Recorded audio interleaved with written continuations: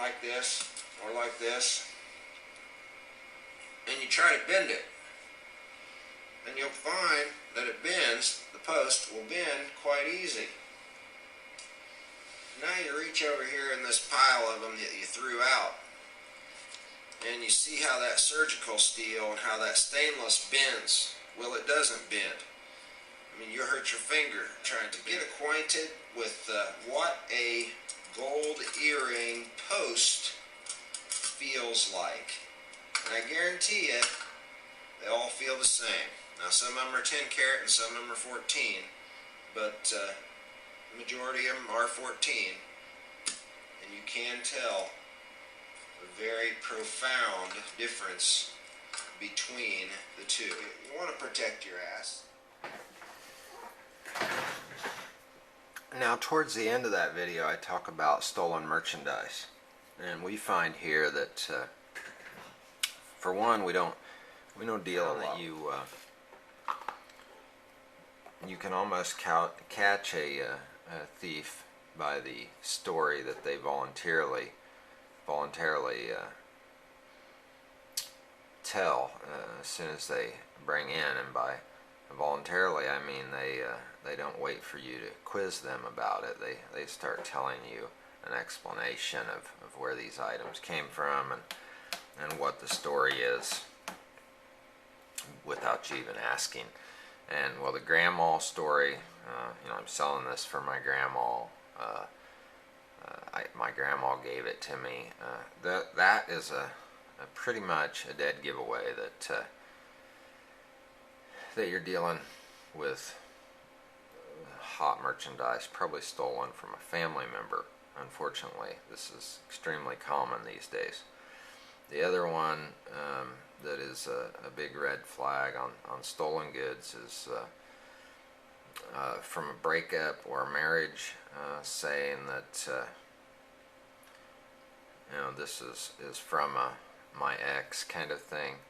Now, sometimes those are on the up and up, but sometimes what they're trying to covertly say is that they just stole this during the breakup, and now they're wanting to sell it. Now, since they probably have the right to take it, since they were a couple of some kind, it's probably not really considered stolen goods, except in the most extreme circumstances.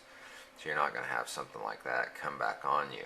Now, in the grandma case, yeah, you're probably going to hear from the family, and you're going to need to avoid those items or buy those items and call the police and report that and show them the information you have on the purchase. And it's very common for me to do that here.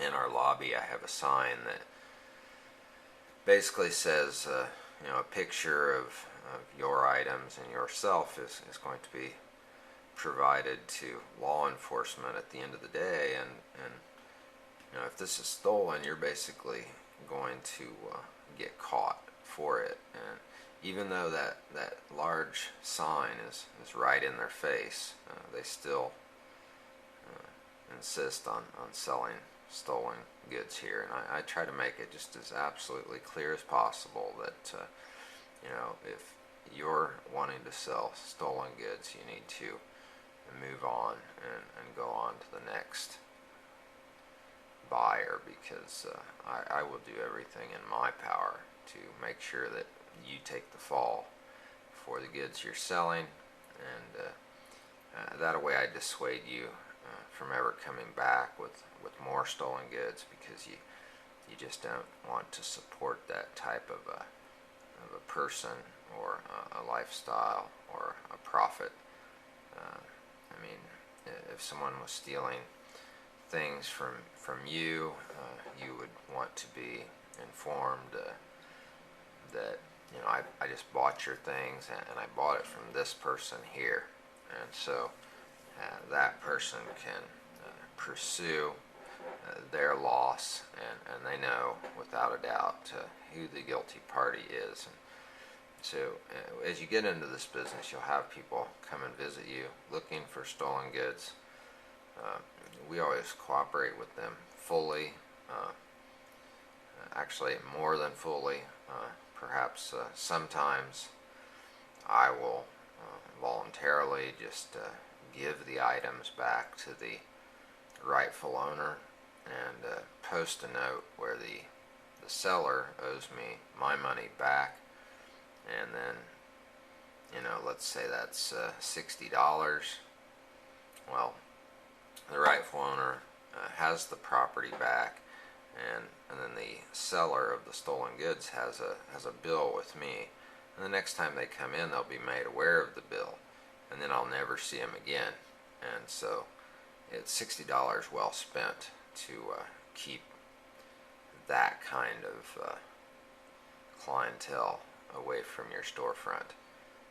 Sometimes, we get police involved if the amount is large enough to make that worthwhile for the parties involved. But just another little tip that you can use, and you will just naturally get into that. Stolen goods, in the end, is always going to be a loss for you, the buyer. It'll either be a loss in time and effort and monetary value. Definitely going to be a loss in profit. So that's the way, or that's the reason you want to keep that stuff far distanced from your business and from your hands and from your expense sheet, because it's a no-win in so many ways. It's a no-win for your reputation, it's a no-win for your bottom line, and it's a no-win for society as a whole. So we're going to do more of these recap videos, and if anybody has an opinion on bringing the series Rum Talk to this channel, let me know. I'd like to have your feedback on that. Any questions, let me know, and I hope this helps you read between the lines and study on your own what it is I'm trying to share on this channel. Thanks for watching. Goodbye.